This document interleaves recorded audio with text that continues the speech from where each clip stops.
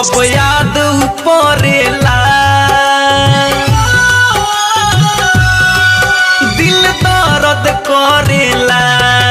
जब याद पड़ेला दिल दर्द करेला। हाँ जब याद पड़ेला दिल दर्द करेला। केहू प्यार ना दुनिया में जिंदगी भर करेला। केहू प्यार ना दुनिया में जिंदगी भर करेला। ठुकरा के चल देला ठुकरा के चल देला।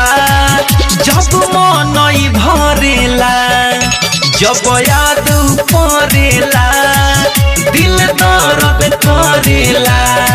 ओ जब याद पड़ेला दिल दर्द करेला।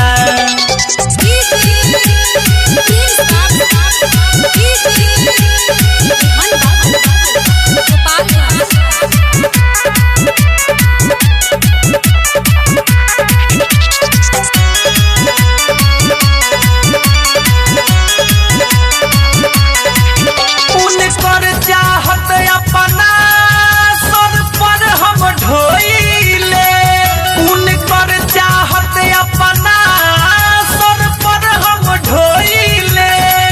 जेतने हंसले रहनी ओतने अब रोइले। सावन बन के पानी सावन बन के पानी अखिया से झरेला। जब याद पड़ेला दिल दर्द करेला। ओ जब याद पड़ेला दिल दर्द करेला।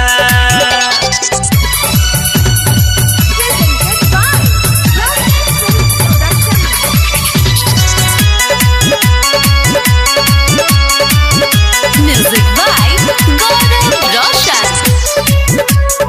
आप सुन रहे हैं अमित पटेल की आवाज में। दुनिया के मेला में कहवा खो गईली। दुनिया के मेला में कहवा खो गईली। ऊ छोड़ मुकेश के हो केहू और के हो गईली। हे अमित दीवा करके हे अमित दीवा करके पल पल दिल झरेला। जब याद पड़ेला दिल दर्द करेला। केहू प्यार ना दुनिया में जिंदगी भर करेला। केहू प्यार ना दुनिया में जिंदगी भर करेला। ठुकरा के चल देला ठुकरा के चल देला। जब मन भरेला जब याद पड़ेला दिल दर्द करेला। ओ जब याद पड़ेला दिल दर्द